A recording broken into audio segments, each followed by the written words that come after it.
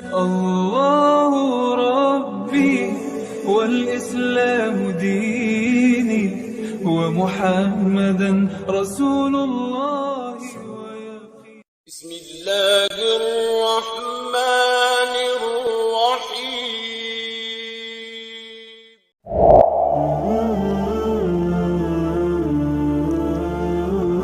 Assalamualaikum warahmatullahi wabarakatuh. Innal hamdalillah syukrulillah wala haula wala quwwata illa billah.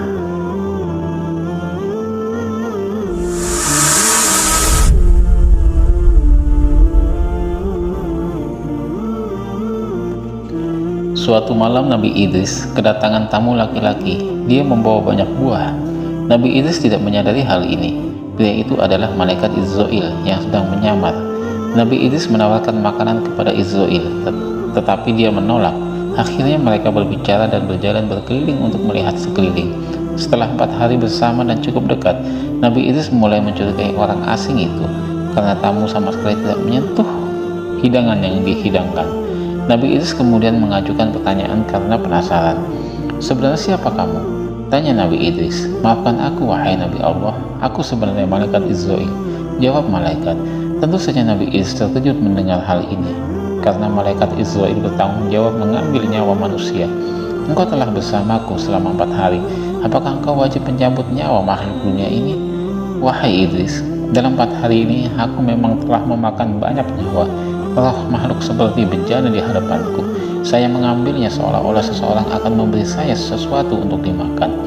Jadi apa gunanya datang ke sini? Apakah kamu ingin mengambil nyawaku?" Malaikat Israil menggelengkan kepalanya. "Tidak. Aku benar-benar datang kepadamu karena aku merindukanmu dan Allah mengizinkannya." Usai berdiskusi, Nabi Idris mengajukan permintaan. Dia ingin malaikat Israil mengambil nyawanya dan kemudian membangkitkannya. Nabi Idris bertanya-tanya tentangnya. Syahwat suci kematian yang konon katanya sangat menyakitkan. Namun malaikat Israil tidak segera memenuhi permintaan tersebut karena semua yang dia lakukan hanya atas perintah Allah Subhanahu wa taala. "Aku tidak akan mencabut nyawa siapapun kecuali dengan izin Allah," kata malaikat Israil. Namun Allah Subhanahu wa taala akhirnya mengabulkan permintaan Nabi Idris tersebut. Sesaat kemudian malaikat Israil mengambil nyawa Nabi Idris. Israil menangis melihat temannya begitu kesakitan setelah kematian. Tuhan membangkitkan Nabi Idris dari kematian. Nabi Idris kemudian menangis sejadi-jadinya. Dia tidak bisa membayangkan orang lain mengalami rasa sakit kematian seperti dia. Rasanya sangat mengerikan sehingga kata-kata tidak bisa menggambarkannya.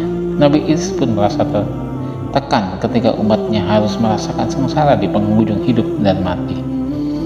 Sejak saat itu Nabi Idris semakin giat menyeru umatnya untuk selalu berbuat baik, taat kepada Allah, dan menjauhi segala larangannya. Suatu ketika, Nabi Idris dan malaikat Israil beribadah bersama. Lagi-lagi Nabi Idris membuat permintaan unik.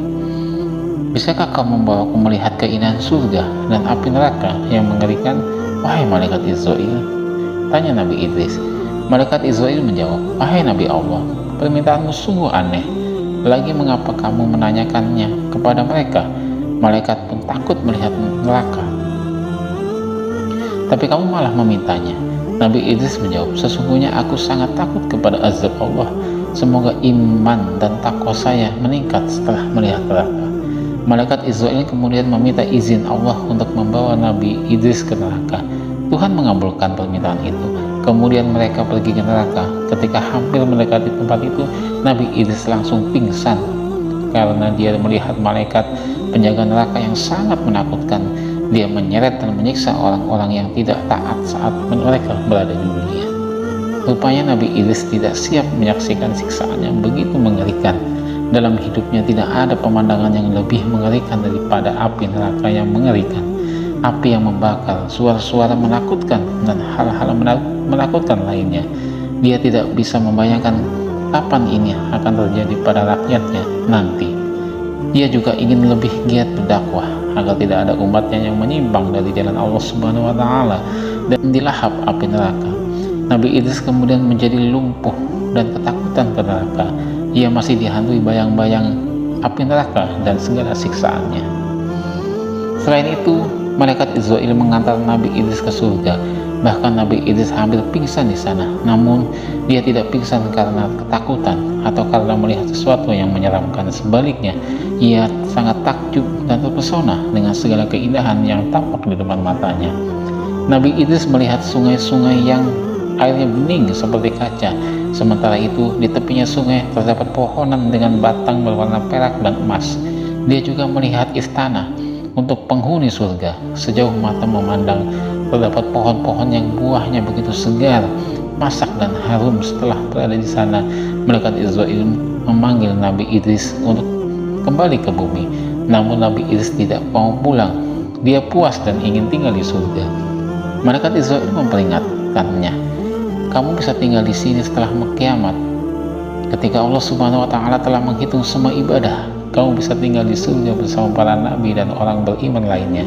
Nabi Idris mengangguk, saya akan terus menyembah Tuhan sampai hari penghakiman tiba. Ada banyak pendapat tentang akhir hidup Nabi Idris. Dalam tafsir Ibnu Katsir tertulis pendapat Ibnu Jarir tentang Ka'ab yang menceritakan tentang proses wafatnya Nabi Idris.